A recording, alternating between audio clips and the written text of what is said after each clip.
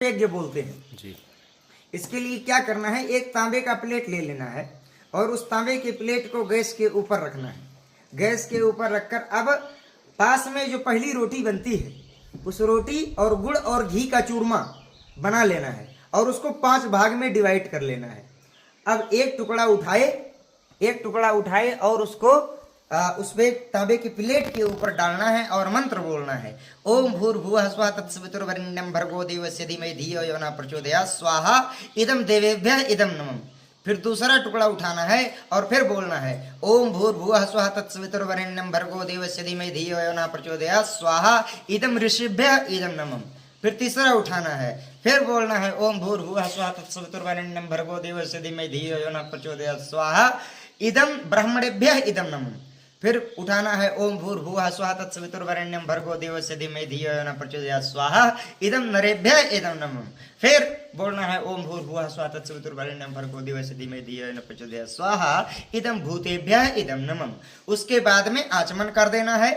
जो जला हुआ खाना है उसको चम्मच से पलट पलट कर जला लेना है, एक तुलसी का पत्ता भी उसमें डाल देना है। अब वो जो जला हुआ खाना है उसमें थोड़ा सा खाना को तोड़कर अपने खाने में दाल या सब्जी में ऐड कर देना है कि जो कि यज्ञ देवता का जूठा प्रसाद हो गया। अब वो जो खाना वही खाना सब खाएंगे।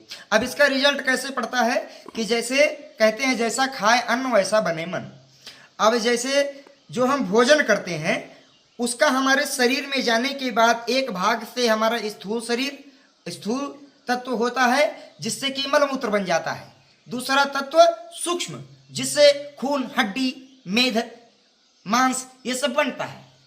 चौथा उसके बाद जो तीसरा हिस्सा आता है उसका हमारा मन बनता है भोजन का। तो जो जब भोजन अत्यंत पवित्र होता है और यज्ञ देवता का जूठा हुआ होता है तो मन में जो कुमति, अहंकार, ईर्ष्या, द्वेष, राग, क्रोध ये सब जो उत्पन्न होती हैं ये नहीं उत्पन्न होते हैं। और वो जो बचा हुआ भोजन है उसको ले जाकर किसी चिड़िया के आगे डाल देना है, वो जो जला हुआ खाना है, या किसी पेड़ के नीचे डाल देते रहना है। अब इसमें 5 देवताओं को भी उनका हिस्सा मिल जाता है, ऋषियों को, देवताओं को, ब्राह्मणों को, भूतों को, नरों को, सभी को मिल जाता है। और आकाश, पृथ्वी, जल, वायु, अग्नि इन सबका हिस्सा भी मिल जाता है क्योंकि इनका भी हमारे जीवन पर ऋण होता है। अगर सूर्य ना निकले तो अनाज पैदा नहीं होगा, जल अगर ना हो तो अनाज पैदा नहीं होगा, हवा ना चले तो अनाज पैदा नहीं होगा, पृथ्वी अपनी उर्वरता ना दे तो अनाज पैदा नहीं होगा। और बदले में हम इनको क्या देते हैं?